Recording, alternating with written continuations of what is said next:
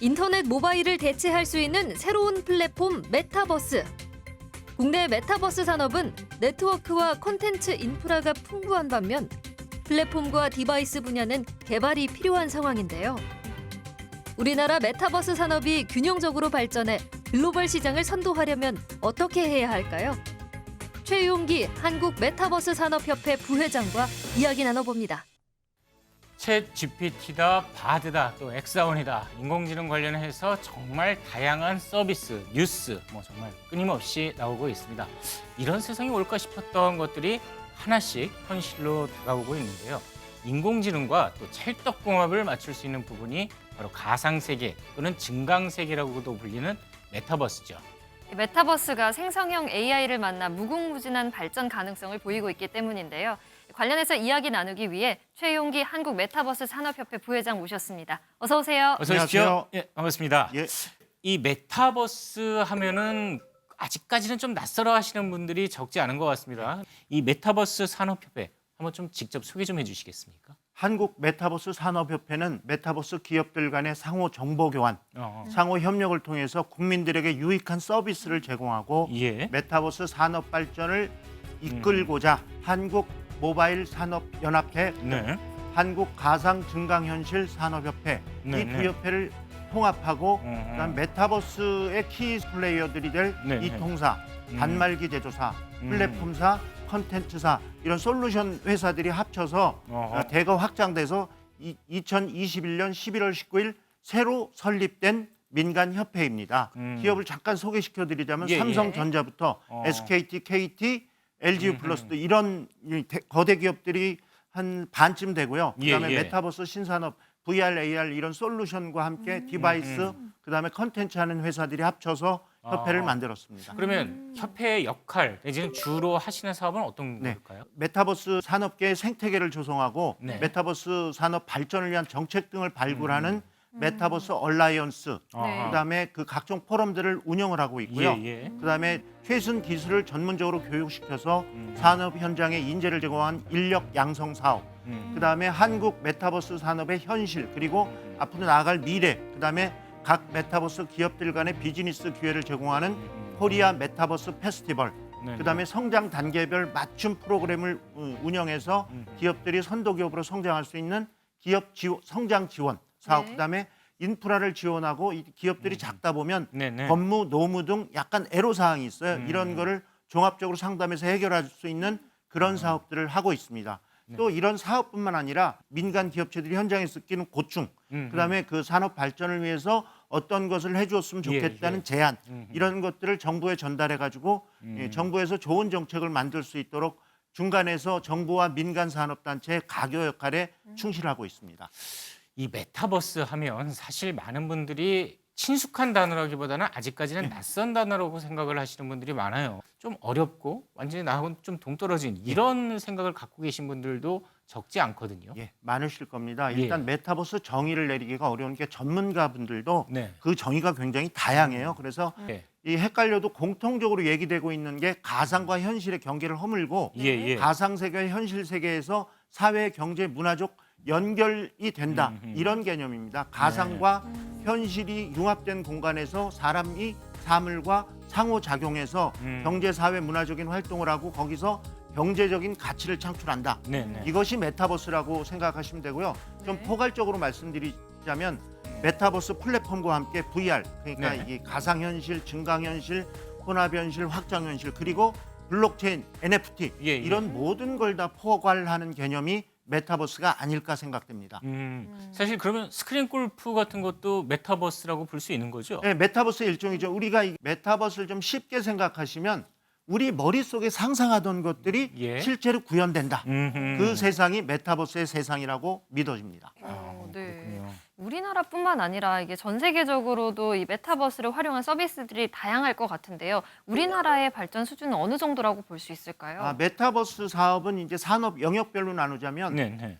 C 컨텐츠, P 플랫폼, N 네트워크, 그다음에 디바이스 이렇게 나눠지더라고요. 근데 네네. 이제 잘 아시다시피 우리나라 저희 K 컨텐츠, K 한류 전 세계 예. 강국이잖아요. 그래서 대한민국의 컨텐츠 능력이 굉장히 뛰어납니다. 그다음에 이 네트워크를 말씀드리자면 미국이 1969년에 인터넷을 처음 개발을 했거든요. 네. 대한민국은 1982년 전 세계 두 번째로 인터넷을 시작해서 지금 네트워크가 엄청난 강국입니다. 이 두 개. 컨텐츠와 네트워크에선 절대적으로 세계적인 강자. 그런데 다만 아쉬운 점이 있다면 네. 플랫폼과 디바이스에서는 어. 미국이 애플이라든가 그 메타 이런 기업들이 그다음에 로블록스 이런 세계적인 기업들이 선점하고 있어요. 네, 네. 그래서 컨텐츠와 네트워크에선 강점, 네. 플랫폼과 디바이스에선 약점. 그런데 이제 설명을 또 드리자면 네. 네이버의 제페토가 지금 전 세계 누적 가입자가 4억쯤 됩니다. 그다음에 SK텔레콤이 이프렌드, 그다음에 KT의 지니버스, LG 플러스의 키즈토피아 등이 예, 전 세계로 전 세계 진출 사업을 열심히 하고 있어요. 그다음에 네, 삼성전자가 그 구글, 퀄컴 등과 함께 차세대 디바이스 개발에 총력 기울이고 있습니다. 네, 네. 조만간 플랫폼과 디바이스에서도 세계적인 격차를 한층 좁힐 수 있을 것이라고 믿어집니다. 그런데 솔직히 얘기해서 메타버스 이야기가 처음 나왔을 땐 곧 뭐가 이루어질 것처럼 아주 좀 분위기가 뜨거웠거든요. 근데 요즘은 언론에서 심심치 않게 좀 메타버스에 대한 관심이 좀 식었다 이런 이야기도 나오고 있어요. 그런 거에 대해서 동의하십니까? 어떻습니까? 한동안은 동의할 수밖에 없었지만 예, 최근 예. 다시 메타버스가 부활하고 있다. 네. 이런 언론 기사들이 많습니다. 왜 그러냐 하면 생성형 AI가 나면서 투자자들이 예. AI 쪽으로 투자들이 쏠렸어요. 그래서 예. 메타버스가 소외되는 거 아니냐. 이렇게 생각하는데 최근에 메타버스 투자도 늘어나고 있고 이유는 무엇이냐. 네. 생성형 AI가 있는데 혼자서 뭘 할 수는 없더라. 그러니까 메타버스도 생성형 AI의 도움을 받으면 예. 기술 발전 속도가 훨씬 빨라진다. 그래서 예. 이제 생성형 AI가 오히려 메타버스의 산업 발전의 엔진이 되었다. 이렇게 예상되고 있어서 메타버스의 붐이 다시 일고 있다고 봐야 되겠죠. 그렇군요. 이 생성형 AI가 같이 메타버스의 생태계를 좀 변화시킬 것 같은데 메타버스 산업이 성장 가능성도 같이 되려 높아질 것 같아요. 이 분야에 대해서는 어떻게 보고 계신가요? 돈으로 얘기하면 네, 네. 네. 이 시장 규모 조사 업체에서 내놨는데 2021년 메타버스 전 세계 시장 규모가 67조 원이었답니다. 67조 예. 원이요. 근데 예. 2030년이 되면 전 세계 메타버스 시장 규모가 약 1,700조. 어이구. 그러니까 해마다 44.5%씩 성장할 수 있다고 예. 예측을 하고 있습니다. 음. 그다음에 이게 이제 돈 말고 기술적으로 우리가 톰 크루즈 영화를 보면 톰 크루즈 주인공이 막 허공에 손을 대고 막 이렇게 흔들면 예. 허공에 그 화면들이 막 바뀌어요. 어허. 그런 세상 우리가 이렇게 손이나 눈동자의 움직임 같은 것만 움직여도 화면 공간에 구성된 화면이 만들어지면 어허. 그걸 통해서 정보를 얻을 수 있는 그런 세계가 저희 메타버스의 지향점이 아닐까. 그다음에 조만간 최근에 기술 발전 속도를 보면 메타버스의 생성형 AI가 온 것처럼 기술이 더해져서 발전 속도가 굉장히 빨라지거든요. 예. 그래서 메타버스의 발전 속도가 더 빨라져서 조만간 김성철 앵커께서 보도국장이 되시기 전에 메타버스의 신세계가 예. 펼쳐지지 않을까 그렇게 믿어집니다.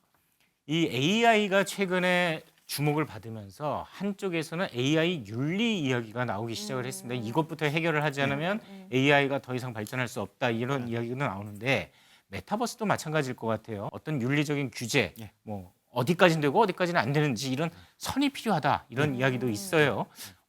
지난달에 이탈리아 관계자들하고 메타버스 르네상스 세미나를 하셨는데 여기서 그런 이야기를 좀 나누셨다면서요? 예, 나눴습니다. 저희 협회하고 이탈리아 대사관하고 메타버스 얼라이언스가 같이 포럼을 했는데 저희 코너 제목이 디지털 신대륙이잖아요. 예. 신대륙이 발견되면 콜럼버스가 1490년에 아메리카 신대륙을 발견했는데 무질서했잖아요. 그렇죠. 그러니까 이게 이 메타버스도 디지털 신대륙이니까 현실 속에 없던 새로운 것이 발견되면 그 속에 어떤 인간들이 조화롭게 상호작용하기 위해서는 질서가 필요하거든요. 예. 근데 이제 우리가 그 질서를 가장 뚜렷하게 얘기할 수 있는 게 제도와 법인데 법이나 제도를 이 사람들의 동의 없이 만들면 반발이 되게 심합니다. 그래서 윤리제도라는 것들이 모든 사람이 긍정적으로 수용하고 이해할 수 있고 동의할 수 있는 네. 그런 법과 제도 가기 전에 선행 절차라고 생각됩니다. 그래서 저희가 그 이탈리아 대사관 그분들하고 이제 포럼을 하면서도 메타버스가 이제 직접적으로 생기고 제대로 정착이 되면 그 속에서 직업윤리, 아이들, 청소년 보호 문제 이런 거를 많이 논의를 했는데 다행히 네. 대한민국은 이미 지난해 전 세계 최초로 메타버스 윤리 규정을 만들어 놓았습니다. 아직 법적으로는 만들어진 윤리 예. 규정을 만들어서 대비를 하고 있어서 네. 신대륙 정착에 별 무리는 없을 것으로 믿어집니다. 네. 이 말씀하신 대로 사생활 또 개인정보 침해 같은 일이 일어날 수 있다고 전문가들은 우려를 하고 있는데요. 이게 아무래도 현실이 아닌 가상 세계다 보니까요.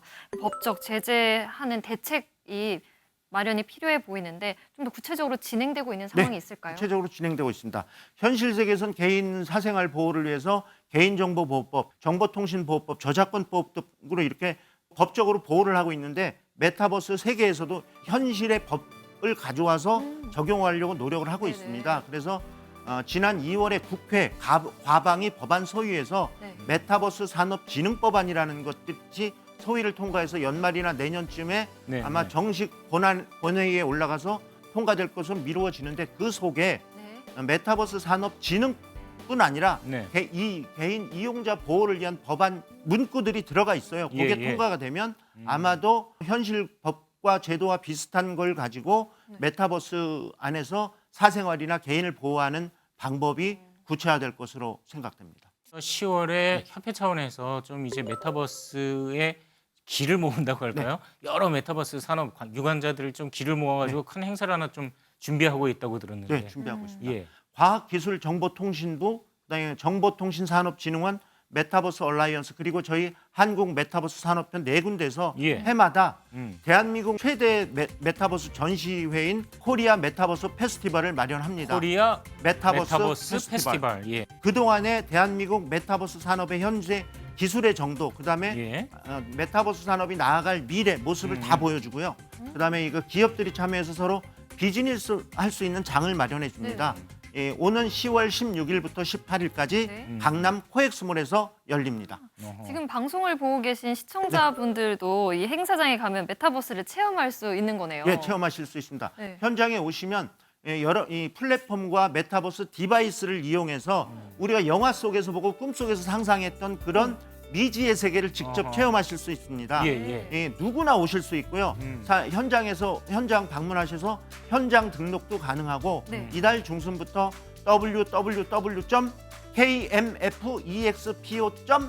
www.kmexpo.com을 통해서 네. 등록하시면 사전 밑에 등록도 자막이 가능합니다. 나갈 겁니다. 아유, 네. 감사합니다. 예. 네. 마지막으로 메타버스 산업의 발전을 위해서 하고 싶은 말씀이 있으시다면요. 그 시청자분들이나 일반인들께서는 메타버스의 현실이 조금 아쉬우실 거예요. 그런데 그 양해 말씀을 구하자면 네. 코로나19 시대에 네. 비대면 사회에 적응하기 위해서 메타버스가 너무 일찍 소환됐습니다. 아하. 준비가 좀 덜 된, 그러니까 예, 예. 기반 기술이라든가 컨텐츠가 덜 마련된 상태에서 소환이 됐습니다. 그런데 지금 기반 기술이 급속도로 발전하고 있고 네. 생성형 AI 덕택에 컨텐츠가 굉장히 많이 마련되고 있습니다. 시행착오를 겪으면서 진행이 되어 온 것이요. 열렬히 환호해 주시고 그다음에 산업이 발전하기 위해서는 지원법, 뭐 네, 여러 가지 제도 음. 이런 것들이 마련되어 있는데 아직 정착이 되지 못했습니다. 아까 말씀드린 대로 지난 2월 메타버스 산업진흥법안이 소위는 통과되었지만 네. 정식 법안으로 발의되지 못했습니다. 빨리 그 법안이 통과되어서 이 저희 메타버스 산업이 안착할 수 있도록 도와줬으면 좋겠습니다. 그다음에 마지막으로 드리고 싶은 네. 말은 저희 대한민국은 항상 추격자 전략으로 음. 경제 10위 강국에 들어왔거든요. 예. 근데 이제는 추격자 전략이 한계에 도달했다고 많이 지적합니다. 그런데 다행히 메타버스 산업은 아직 산업화 초기 단계예요. 저희는 기반 기술이라든가 컨텐츠 제작 능력이 뛰어나니까 이 메타버스 산업에서 선도자가 될 수 있습니다. 정부 각계에서 많은 지원을 해주셔서 네. 대한민국 메타버스 산업이 전 세계 메타버스 산업의 선두주자가 될 수 있도록 도와주시길 부탁드립니다. 사실 이 완성도 높은 기술 실현을 위해서는 수많은 시행착오가 필요할 수밖에 없습니다. 메타버스 산업도 마찬가지라고 생각이 드는데 이 정부의 지원, 또 법, 제도 뭐 이런 것들을 다 발판 삼아서 국내 메타버스 산업이 성공적으로 또 반드시 성장해야만 하겠다라는 생각을 해봅니다. 네, 오늘 말씀 고맙습니다.